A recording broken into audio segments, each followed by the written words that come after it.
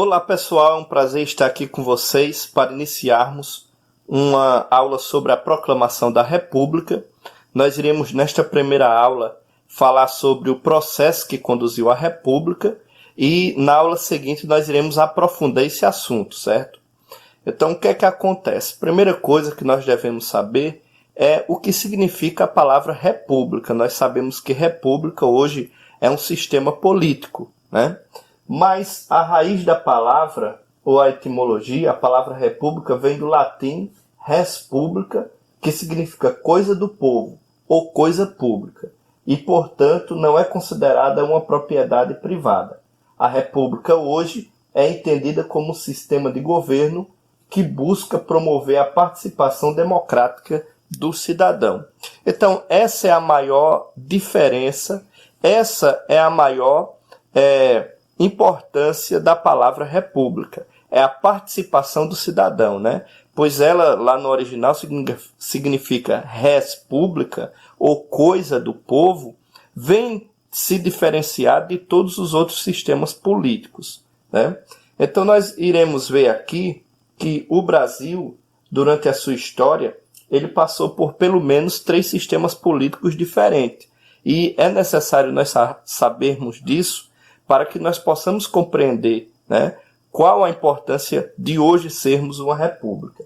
Então, em 1500, com a chegada de Cabral, nós sabemos que o Brasil ele se torna colônia de Portugal, né? Colônia é um governo cuja sede não se encontra no território dominado, e sim na sede do governo que domina aquele território geográfico. Então, o que é que acontece? Na colônia nós não tínhamos governo próprio.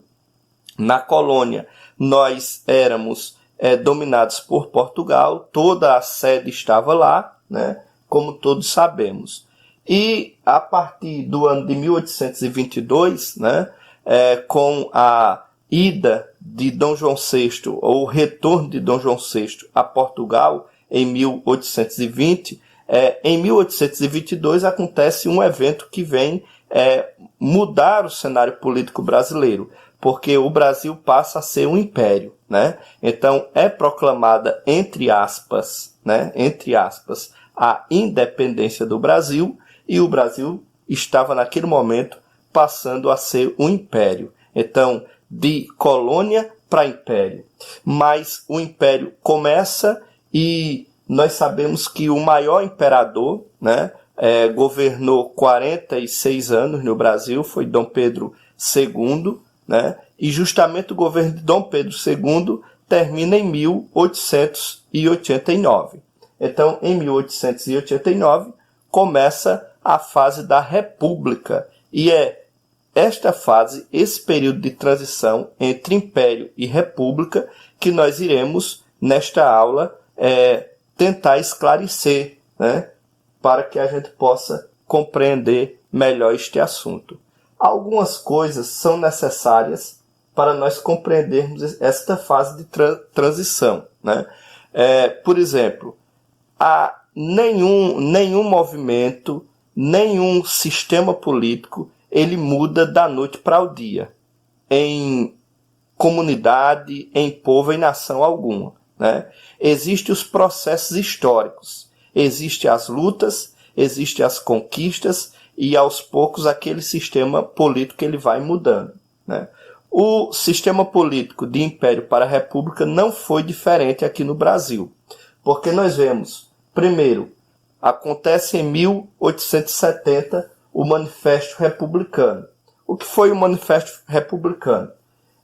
Foi fundado o primeiro clube republicano, composto por fazendeiros do Oeste Paulista e por jornalistas, médicos, engenheiros, que constituíam a principal parcela de adeptos do republicanismo e federalismo, e representavam, de certa forma, a elite da época. Então, o Manifesto Comunista, né? O Manifesto Republicano, em 1870, ele é representado pela elite paulista, né?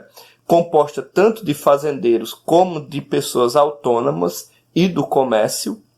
E nós iremos ver 2 objetivos que eles tinham, né? eles se propunham a lutar pelo republicanismo, porque o governo monárquico aqui estava em crise, então eles queriam a república no Brasil, uma maior participação, né, do cidadão, e também queriam o federalismo, ou seja, o Brasil, durante o período imperial, os estados brasileiros eram divididos na realidade em província. Nós não tínhamos essa geografia que temos hoje, né, dos 26 estados mais o Distrito Federal, mas nós tínhamos um Brasil que era dividido em províncias. A partir da proclamação da República, nós temos a unidade federativa, né? Nós temos os estados divididos em federações e todos eles têm a ação dos três poderes, poder executivo, legislativo e judiciário, né? Em todas as esferas, tanto na esfera federal,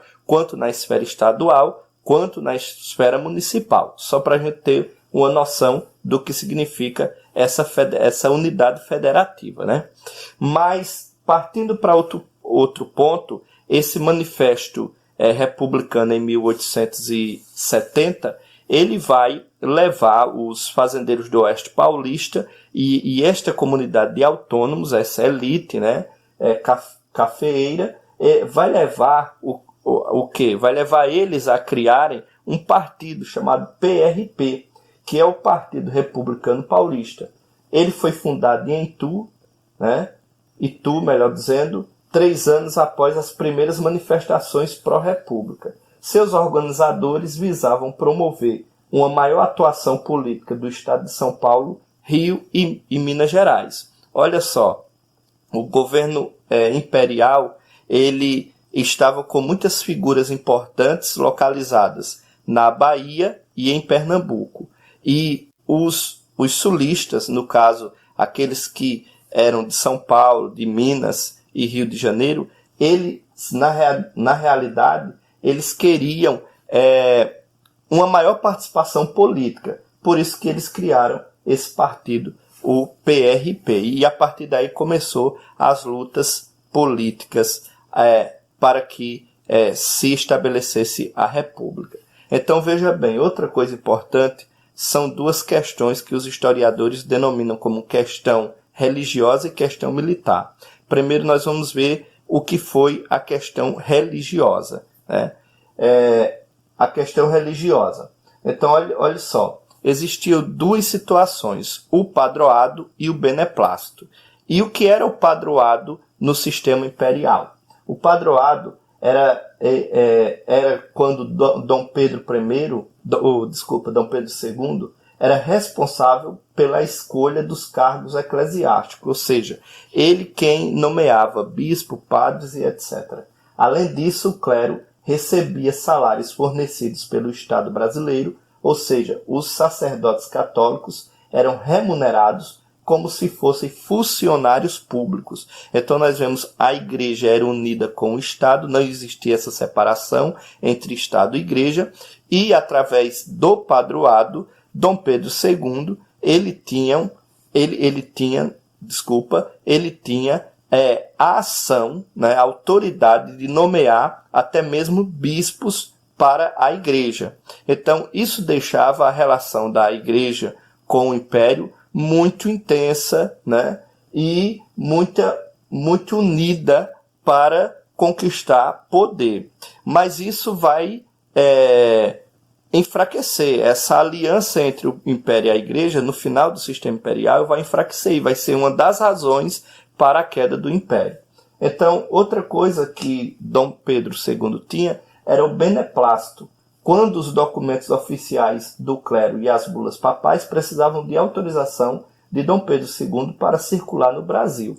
Então, olha só, nós sabemos que a sede da Igreja Católica é em Roma, e lá o Papa expede bulas, né? Bulas são documentos oficiais da Igreja que determinam as ações dos fiéis. Então, o que é que acontecia? Quando a bula papal era expedida, ela tinha que ter uma aprovação aqui no território brasileiro. Isso estava na Constituição Imperial do Brasil. Então, o que era que acontecia?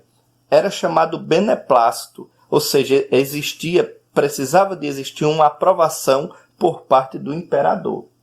Com a determinação em 1864 do Papa Pio IX de proibir os católicos de fazerem parte da maçonaria, houve uma desaprovação por parte de Dom Pedro, o que gerou conflitos entre a Igreja e o Império. E aí onde a relação de Igreja e Estado ela vai sofrer uma forte queda. Por quê? Porque o Papa ele vai expedir, o Papa Pio IX ele vai expedir um documento, né, proibindo os católicos de serem maçons e até mesmo que houvesse cerimônias para pessoas que se declarassem maçom, porque a maçonaria era uma entidade religiosa, a igreja não aceitava.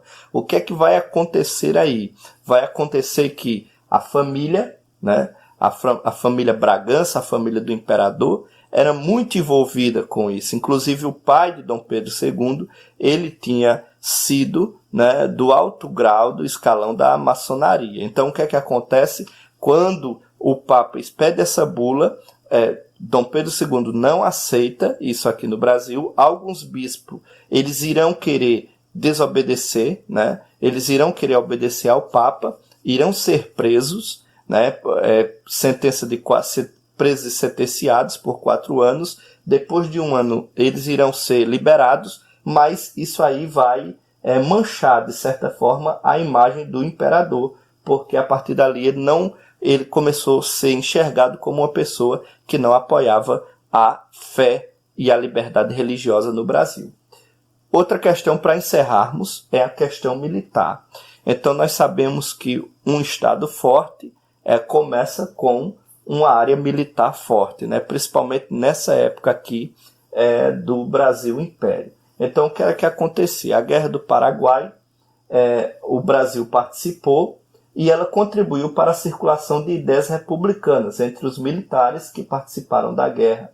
Após este conflito, é possível dizer que estes militares passaram a se organizar enquanto uma classe, o Exército. O principal personagem à frente do Exército foi o Marechal Deodoro. Então, nós vamos ver que vai acontecer duas coisas. Tanto a personagem, né, ou a popularidade, melhor dizendo, de Marechal Deodoro, ela vai subir nessa Guerra do Paraguai, porque ele é um dos comandantes, né, um dos líderes, quanto à questão da ideologia positivista, né, vai crescer também, porque o positivismo ele defendia a república, melhor dizendo, ele defendia a república, e nós vamos ver isso agora. Mocidade Militar. A Mocidade Militar foi uma organização, né, criada em 1887, foi fundado o Clube Militar, espaço onde se reuniram aqueles que eram contra o Império. Estes militares sofreram forte influência positivistas e acreditavam que a solução do Brasil estava em uma ditadura republicana. O principal líder era o positivista Benjamin Constant. Então, Benjamin Constant, ele é um nome, né? Ele é um líder aqui no Brasil, um líder militar, e ele defendia as ideias positivistas, que defendia a questão da república, do republicanismo no Brasil, né? Então, na próxima aula, nós aprofundaremos esse tema, né? E nós iremos ver o auge dessas questões que levou realmente o Brasil a ser uma república e até essa transição, né? Então, eu espero que você tenha gostado. Curta, compartilhe e dê um joinha ok aí para que esse trabalho continue. Muito obrigado.